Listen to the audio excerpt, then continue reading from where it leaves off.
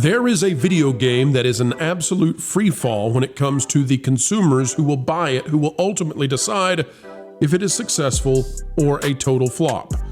Dragon Age Veilguard, coming out to you from Bioware, is probably not going to be the disaster that either Suicide Squad Kill the Justice League or Concord or Dustborn have been.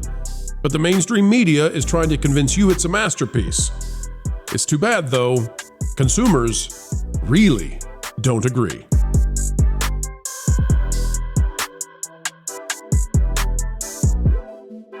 Hello, ladies and gentlemen, boys and girls. Welcome one and all to the Pro Channel. We're happy to have you. Our job here is to explain entertainment, keep you ahead of the culture curve, and we have a passion for doing so. Today, we are tipping our toes down into the waters of video games to let you know that there is a, game on the horizon that might not be firing on all cylinders. We're talking about Dragon Age Veilguard. Let's get started. Click the like button. Panel, here we go. That leads us into the next topic that I want to discuss, if it's okay, and that is Dragon Age. The next game is in an absolute free fall with the public, and the access, legacy, mainstream, drive-by media is attempting to defend it as hard as they can. John, Marvin, do you guys know, is this one of those games that's had consultation from Sweet Baby? I do not think so, but I hadn't heard anything either. We have a developer story from 2 years ago where the game director is seemingly all about the same thing that Sweet Baby is all about.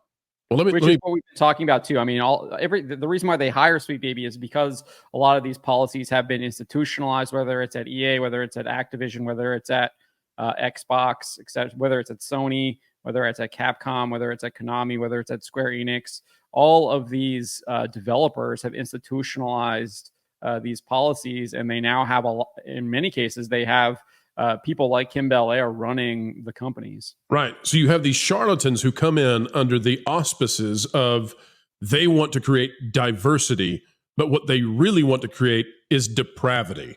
So they come in under the banner of we're going to make you love humanity, and what they really are coming in to do is try to get everybody there forced to live in a way that's inhumane. Take a look at this, folks. This is out of the new Dragon Age game. On the left side is what you want to see. On the left side of it, the player has just made a conversation choice. And it's not as easy to see if we do this, but we'll put it this way.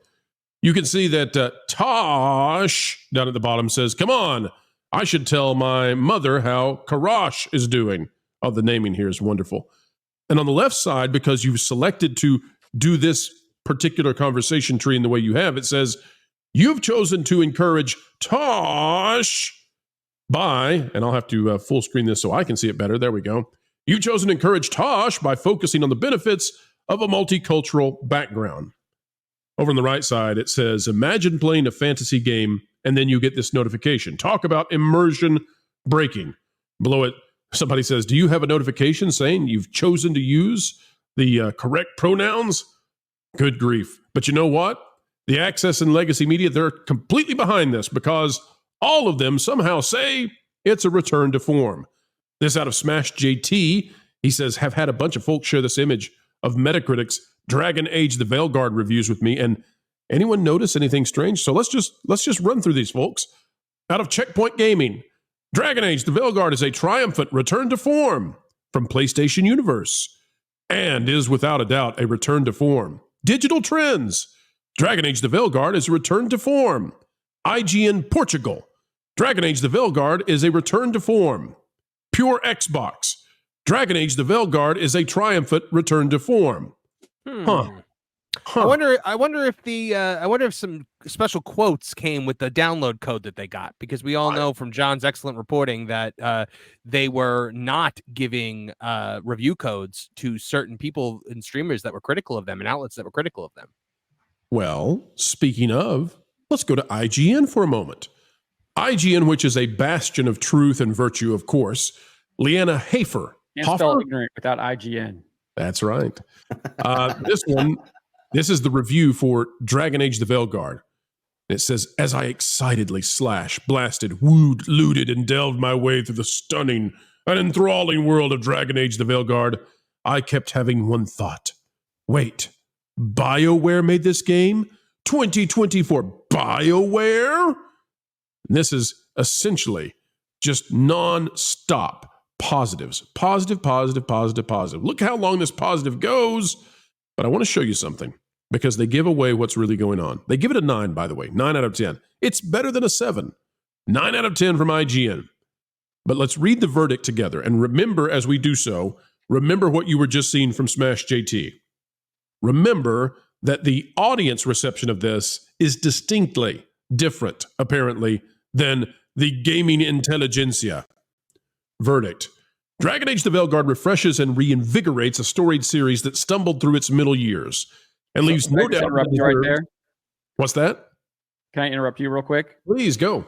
The last game in the Dragon Age franchise, Inquisition, was its best-selling title. Gotcha. So, and it was the best game of all of them. I loved it.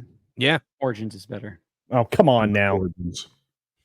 But hang tight. Let's get through this verdict. It says the next Mass Effect is going to have a very tough act to follow, which is not something I ever imagined I'd be saying before I got swept away on this adventure. Enjoyable action combat, a fantastic cast of allies with sweeping story arcs all their own, top-notch cinematics, and moving, nuanced character writing are the wings on which this triumphant dragon soars. I feel like I feel like we should start playing Sarah McLachlan now. Pulling out all the stops in a whirlwind tour of Northern Thetis and capping it with a terrific finale that's built on memorably tough choices and consequences. And here is where they give it away. If we never get another Dragon Age, at least it got to go out on a high note. Guys, I have never read a review for an amazing game. Let's say Mario. We've been doing Mario, right? Belair wishes she was, but not Mario himself. But I'll let that joke sink in. Anyway, so if we were doing a Mario review and the game came out, I doubt that we would end it by saying, if this is the final Mario, at least it went out on a high note. And you know why? Because we know there's going to be another Mario game. It turns out that when you have a successful franchise and you have a successful entry to a franchise, nobody thinks this is the end because there's still money to be made. So what in the world is going on where they're saying 9 out of 10, the best ever, and it's the end? At least we got this one. Explain, guys. Well, look, the games industry, the games journalism industry, the ones that are going away fast, but they are thriving on the destruction of game studios. They love it. They live it. They enjoy it. And this is essentially BioWare committing seppuku, and EA is going to get rid of them after the failure of this game, especially after people start playing it, like silly people who pre-ordered it, like Marvin. And he's basically going to chronicle the absolute destruction of a pretty decent franchise. I pre-ordered this game for that gameplay. Yeah, okay, sure, just because I want to be able to cover it extensively for that game place and that park place. I am biting the bullet for all of us. Yeah, I believe you. Kevin Apollo and I have both pre-ordered the game just because we're like, we have to see how deep the rabbit hole goes. Look, I don't think that EA is going to drop BioWare after the failure of this game. I think it's going to be a huge financial failure, but I think they're going to wait to drop it until Mass Effect 5 comes out, whenever that might be. That could still be a viable financial success if it seems like it's going to be a quote return to form. But we will have to see on that.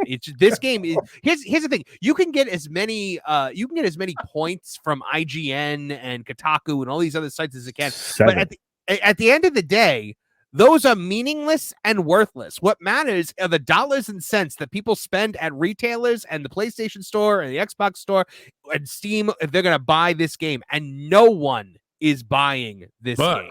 No Marvin, they were not always meaningless because they, at one point, for perhaps a decade, did move the scale. They actually made merchandise move off shelves. That no longer happens. And Marvin, nobody's buying what IGN is selling because when you talk about your experience that you're about to have playing this, we all know what's really going to happen. We don't have to read the IGN review. We can go to X. We can read and see and know exactly what the Trojan horse is. And that's why nobody's telling you right now, Marvin, that they're excited for your adventure beating dragons. Instead, we're all just wincing at the thought of you having to go through your multicultural advocacy adventure and what that's going to be like. Mm-hmm. And any outlet that is reviewing this game before it comes out should not be taken seriously, because, as John pointed out on that Park Place, any outlet that received a review code for this is a friendly outlet, because they were purposely hiding, not giving review codes to anyone that might be even slightly critical of what they're doing. So of course, you're getting all the glowing reviews right now. They bought and paid for those reviews. Is this the end of Dragon Age, guys? Yes.